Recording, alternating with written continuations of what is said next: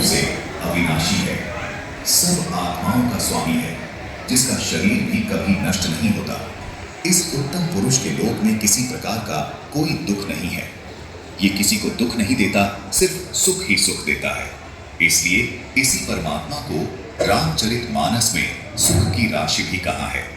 जिस गीता ज्ञान दाता काल के लोक में हम रह रहे हैं, इस लोक के मालिक को परमात्मा नहीं कहा जा सकता, क्योंकि इस काल लोक में कोई सुखी नहीं है। इसलिए पूरी गीता जी में गीता ज्ञान दाता ने अपने को कहीं भी परमात्मा नहीं कहा, केवल उस उत्तम पुरुष को ही परमात्मा तथा अविनाशी परमेश्वर कहा है। दर्शकों, गीता जी में अन्य स्थानों पर जहां भी परमात्मा शब्द से संबोधन किया गया है, वो इसी उत्तम पुरुष अर्थात सच्चिदानंद घन ब्रह्म के विषय में बोला गया है। अर्थात पूर्ण परमात्मा का शरीर कभी नष्ट नहीं होता। इसलिए इस श्लोक में लिखा है कि वो उत्तम पुरुष तो अन्य ही है जो वास्तव में अविनाशी है, उसी को परमात्मा कहा गया है।